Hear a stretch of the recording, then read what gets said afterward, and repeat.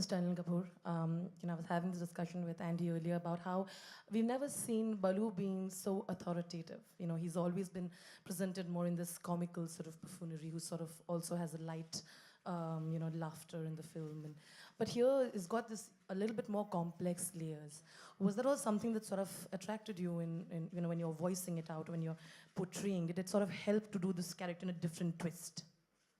First of all, let me be very honest. I was very, it was an honor for me that I was approached to do Balu's character. And of course, when I saw the film and saw portions of it and read about it, I said, it's definitely more textured and more layered, so it made it much more exciting. And of course, it became a bit, I have to be very honest, because there was, whenever I got stuck, and because you see, obviously, we're used to having the director when we were doing the voiceover, so I was, if he was not there physically present, but Andy's voice was there. So whenever I got stuck, I would hear his voice again and again and again and again, and understand what is he thinking, how is he doing it. So thank you very much. Thank you very much. So because it became a great reference for me, whenever I got stuck, you see, my interpretation was there, but there are times when you need someone to bounce. So this was a great time. I would listen to it 6 times, 7 times, 8 times, and understand it, and then go and do it. So that made it much more exciting for me. Yeah. Thank you very much. Yeah. Thank you. Question from here? Karina ji. कहाँ से आए? Mic है आपके पास? Hello. Yes. Yes. Yeah, I just had a question for Abhishek, if he could answer. We've seen so many versions of the Jungle Book through the years and through the decades, in fact. What do you think is about this story that allows so many frequent retellings of it over and over again? What exactly draws people to this story again and again?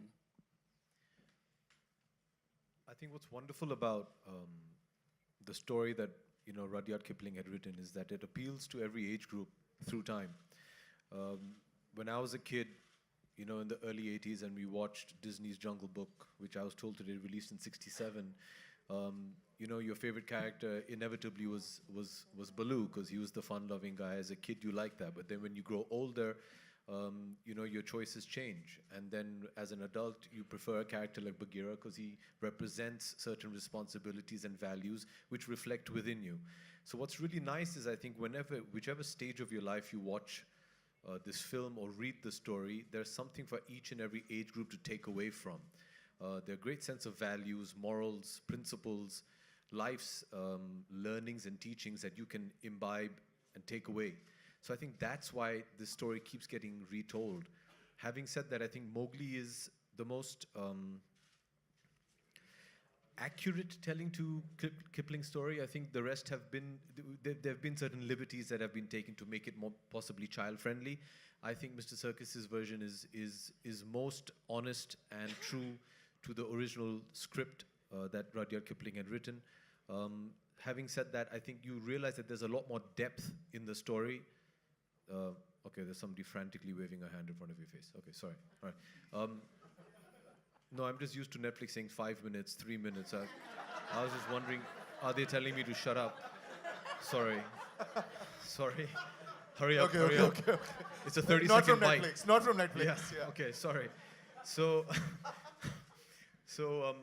I think you realize that there's so much more depth and layering to this story than what we initially thought when we saw it as children.